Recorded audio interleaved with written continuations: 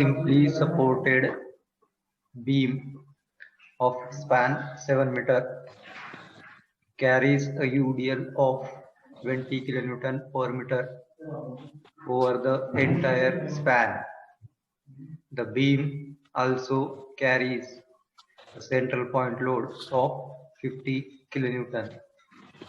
Draw SF and BM diagram for a given beam. तर आपल्याला एक सिम्पली सपोर्टेड बीम दिलेला आहे आणि त्या बीमचा स्पॅन आहे 7 मीटर आणि या टोटल बीम वरती UDL आणि सेंट्रल पॉइंट लोड आपल्याला ॲज अ लोडिंग म्हणून मेन्शन केलेला आहे. तर UDL ची इंटेन्सिटी आहे 20 किलोन्यूटन पर मीटर आणि सेंट्रल पॉइंट लोड आहे 50 किलोन्यूटनचा. तर त्या पद्धतीने आपण जी काही फिगर आहे ती फिगर ड्रॉ करून घेणार आहोत. तर AB हा सिम्पली सपोर्टेड बीम आपण ड्रॉ केलेला आहे. त्या AB सिम्पली सपोर्टेड बीम वरती UDL आहे 20 किलोन्यूटन पर मीटरचं, ते ड्रॉ करून घ्या. त्यानंतर सेंट्रल पॉइंट लोड, तर सेंट्रल पॉइंट लोड आहे म्हणजे A पासून त्या पॉइंट लोडचं डिस्टन्स किती असेल? 3.5 मीटर. मद्रेवार हो सर. माईक चालू ठेव, उत्तर दे.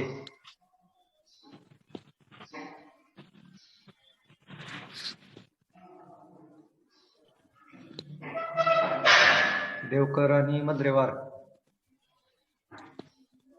कंटिन्यू लक्ष ठेवा. तर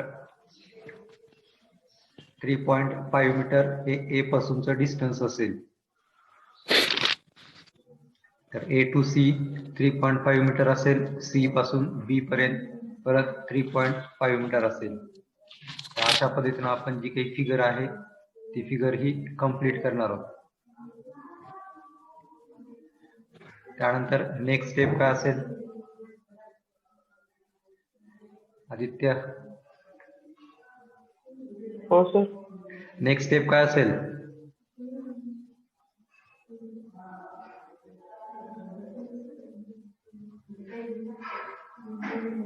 तर आपली बीमची डायग्राम झालेली आहे. नेक्स्ट स्टेप मध्ये काय करायचं?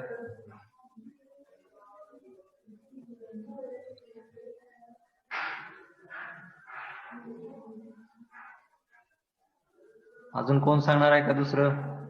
परत म्हणू नका सर ठराविक स्टुडंटला प्रॉब्लेम विचारते त्यांना सांगायला लावते.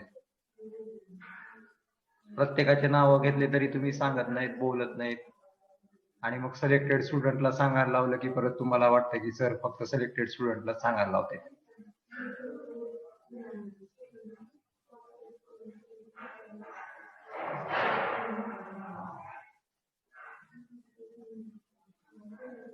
कोण सांगणार आहे अजून? टाइम जात आहे. येते का आदित्य? काय असेल फर्स्ट स्टेप? बीमची फिगर आपण ड्रॉ केली आहे. Summation of MA is equal to 0. कशासाठी वापरायचं, काय कळायचं फर्स्ट स्टेप मध्ये? मोमेंट ऑफ मोमेंट कशासाठी घ्यायचे बरं?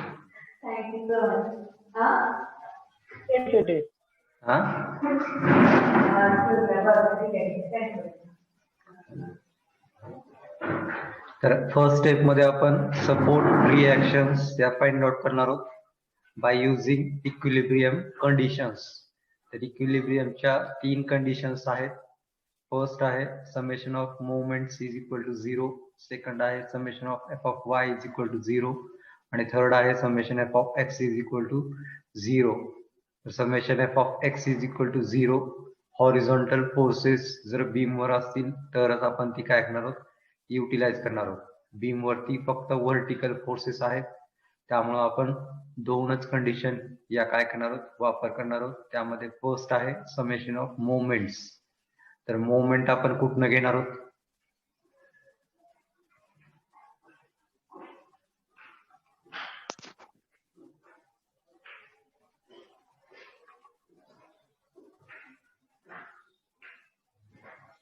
कुठून घ्यायचं मोमेंट?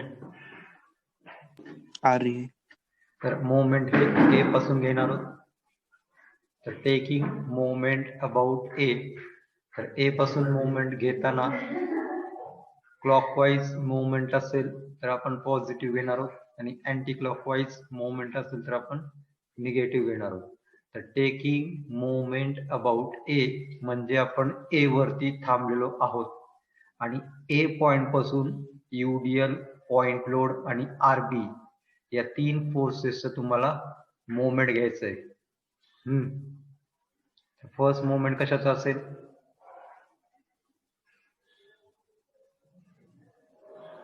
पॉइंट लोडचा. पॉइंट लोड घ्या मग मोमेंट. 50 into 3.5. 50 इंटू हा शेरे सांग तूच 3.5. देवकर तू पुढचे स्टेप सांग नंतरच्या. प्लस प्लस प्लस प्लस कशामुळं? क्लॉकवाईज चाललं. क्लॉकवाईज चाललंय. हा आता कशाचा मोमेंट घ्यायचंय? UDLचा. UDL ची इंटेन्सिटी किती आहे? 20 into 7 20 इंटू 7 आणि ते ऍक्ट into कुठं होईल? 3.5 इंटू 3.5 3.5 वरती ते ऍक्ट होणार आहे. पुढं मायनस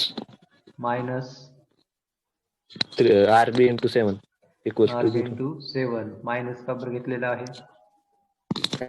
चालेल. किती येते कॅल्क्युलेशन? RB अँटी क्लॉकवाईज चालेल. 50 इंटू 3.5 किती येते?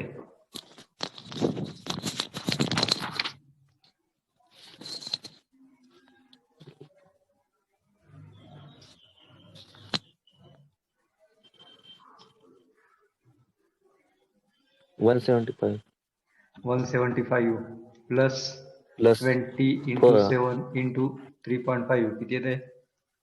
490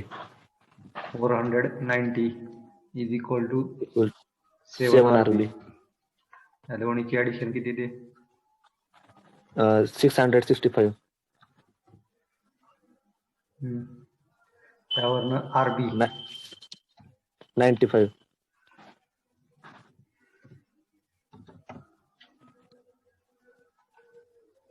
divided by 7 95 किलो. आले का सर्वांचं? बाकीच्यांचं आले का RB 95?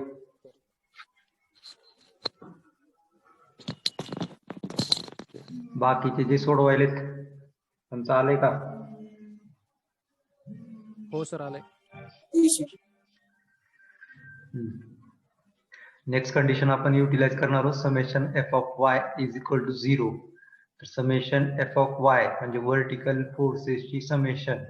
व्हर्टिकल फोर्सेसची समेशन घेताना आपण साइन कन्व्हेन्शन काय वापरणार आहोत?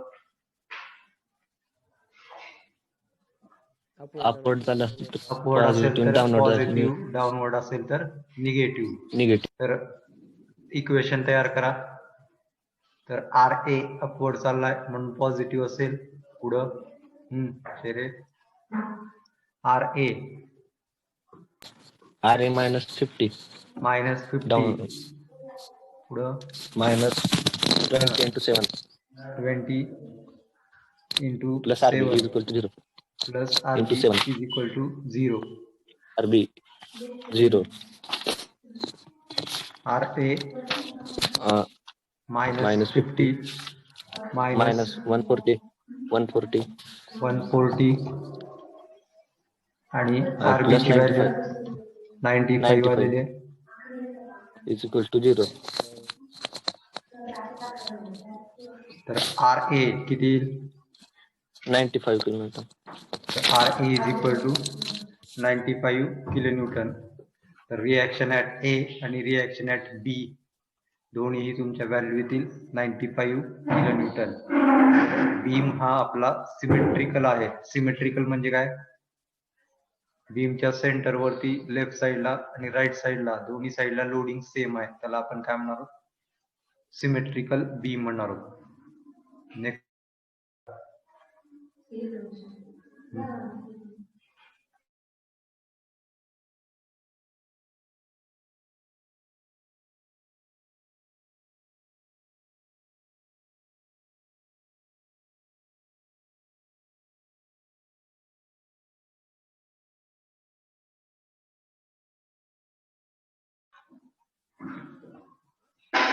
तर आर ए आणि आर बी दोन्हीही इथं काय सेम आहेत 95 kilonewton due to symmetry. Symmetry म्हणजे काय, जर बीमचा सेंटर पॉइंट काढला तर सेंटर पॉइंट पासून लेफ्ट साइडला आणि सेंटर पॉइंट पासून राईट साइडला बीम वरती लोडिंग सेम असेल, अशाच बीमला आपण काय म्हणणार आहोत, सिमेट्रिकल बीम किंवा सिमेट्रिकल लोडिंग बीम.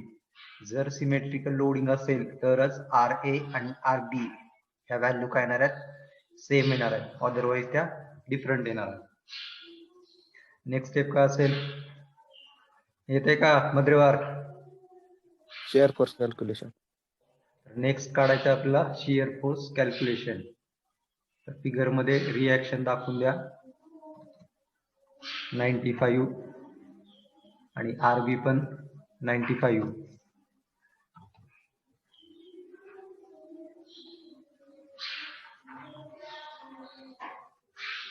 त्यानंतर फिगर मध्ये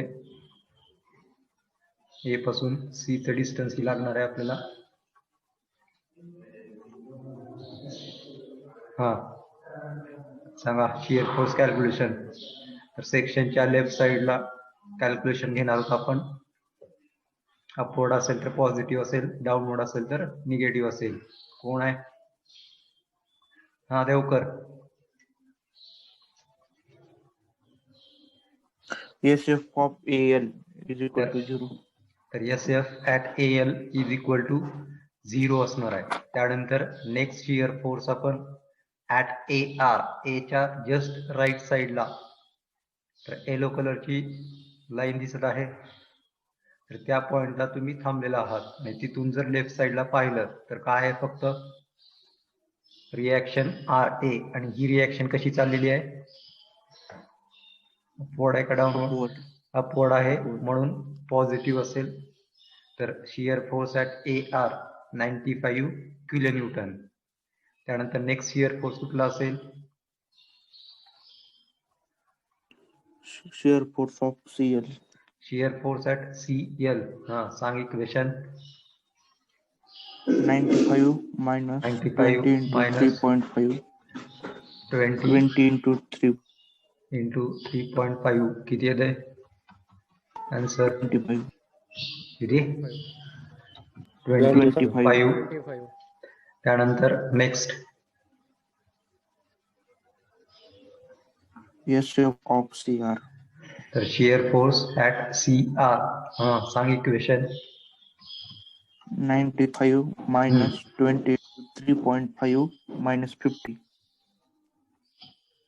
मायनस 50 किती येते उत्तर? Minus 25. Minus 25 kilonewton. Next CF of BL. S F रे, S F at B L. सांग इक्वेशन.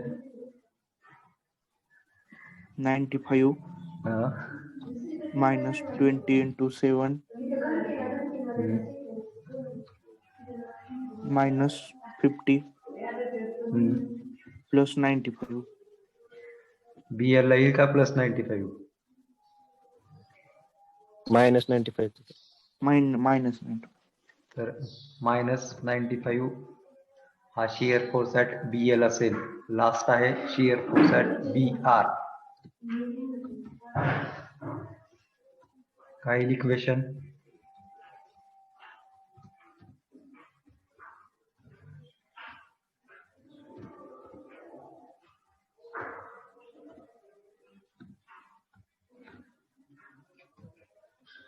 तर 95 minus 20 into 7 minus 50 plus 95 is equal to 0.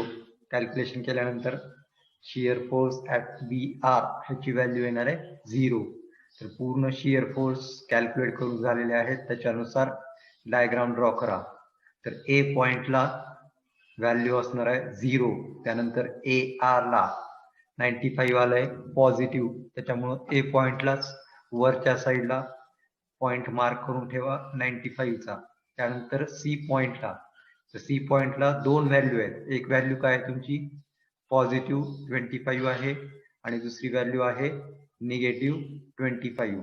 Positive 25 value ही लाईनच्या वरती असेल सी पॉइंटलाच आणि निगेटिव्ह 25 ही लाईनच्या खालती असेल सी पॉइंटलाच. तर सी पॉइंटला तुम्हाला दोन व्हॅल्यू भेटलेल्या आहेत, एक लाईनच्या वरती पॉझिटिव्ह व्हॅल्यू, एक लाईनच्या खालती निगेटिव्ह व्हॅल्यू. त्यानंतर BL, तर BL ला निगेटिव्ह 95 आहे, त्याच्यामुळे परत लाईनच्या खालती असतात 95 आणि परत BR ला 0 झालेले आहे. हे सर्व पॉइंट जर तुम्ही अटॅच करून घेतलात तर तुमची शियर फोर्स डायग्राम या पद्धतीने असेल. तर शियर फोर्स डायग्राम ज्या वेळेस तुमच्या बीम वरती UDL असेल त्या सिच्युएशनला ती डायग्राम तुमची स्लोपिंग मध्ये येणार आहे. जर फक्त पॉइंट लोड असतील तर तुमची शियर फोर्स डायग्राम ही रेक्टँग्युलर असणार. या लक्षात. तर इथं काय तुमची डायग्राम ही थोडीशी स्लोपिंग आहे, करेक्ट एक्झॅक्ट रेक्टँगल नाहीये. तर हा डिफरन्स आहे shear force diagram of point load आणि shear force diagram point load with UDL. फक्त बीम वरती पॉइंट लोड असतील तर डायग्राम या तुमच्या रेक्टँग्युलर येणार आहेत आणि बीम वरती पॉइंट लोड प्लस UDL असेल तर डायग्राम तुमच्या स्लोपिंग मध्ये येणार आहेत. लक्षात आला का शियर फोर्स कॅल्क्युलेशन? सगळ्यांनी लक्ष द्या आणि सांगा. हे समजत नसेल कॅल्क्युलेशन नोटबुक वरती करा.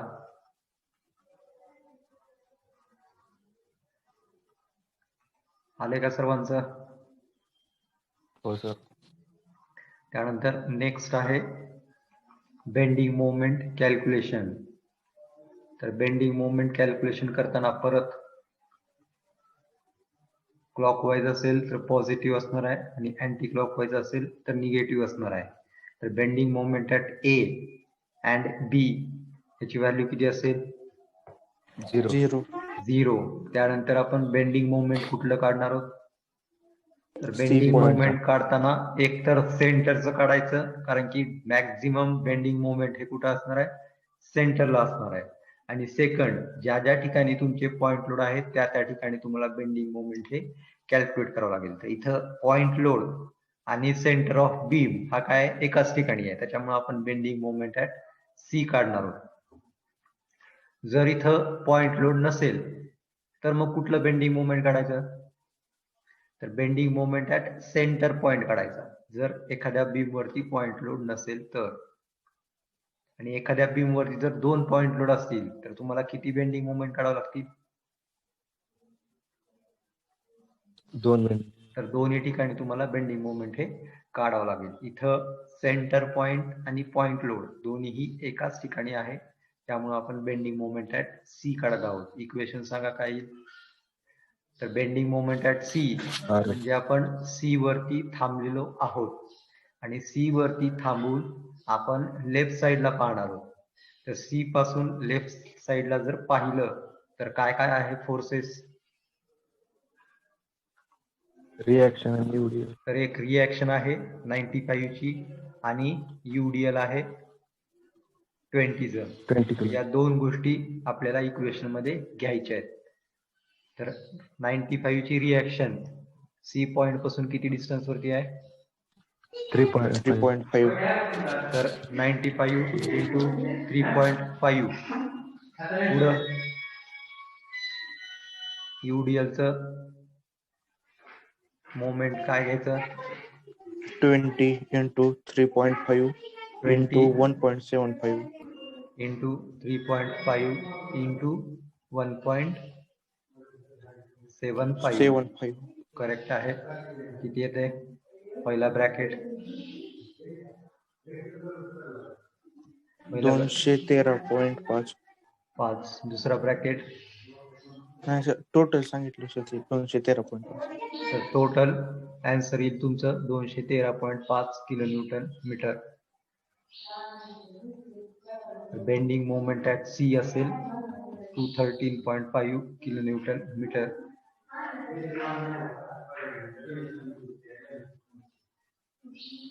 त्यानुसार डायग्राम ड्रॉ करा. ही असेल तुमची बेंडिंग मोमेंट डायग्राम. 213.5. तर ही बेंडिंग मोमेंट डायग्राम तुमची UDL असल्यामुळं कर्वेचर असणार आहे. जर फक्त पॉइंट लोड असेल तर ती डायग्राम तुमची ट्रायंग्युलर येणार आहे. तर फायनल डायग्राम ड्रॉ करा. पहिल्यांदा बीम दाखवा. सर ते दोन्हीला ब्रॅकेट घेतल्यावर 210 येईल आहे आणि ब्रॅकेट घ्यायला नसल्यावर ते 213.5 येईल. ब्रॅकेट तर घ्यावा लागेल ना. 210 येईल आहे मग. हा 210 येईल. 210.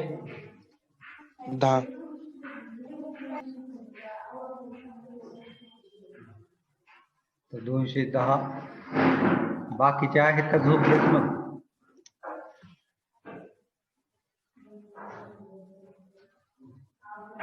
आहे का जोशी, ऋतुजा, नक्का, बारुळे?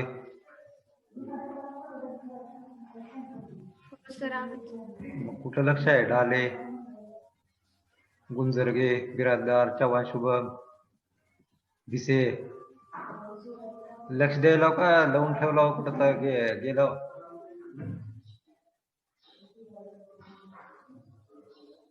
तर 210 आहे.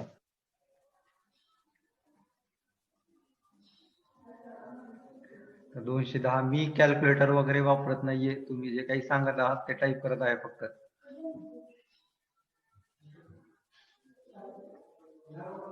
त्याच्यानुसार डायग्राम ड्रॉ करा.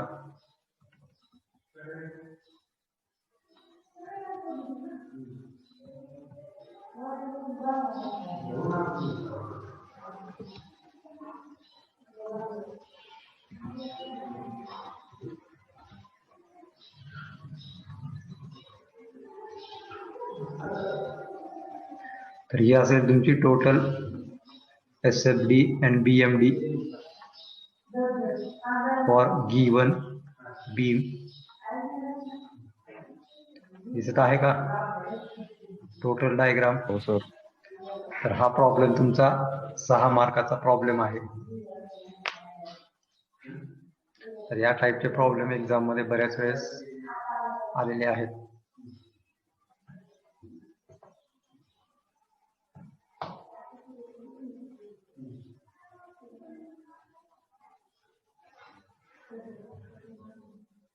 घ्या नेक्स्ट प्रॉब्लेम.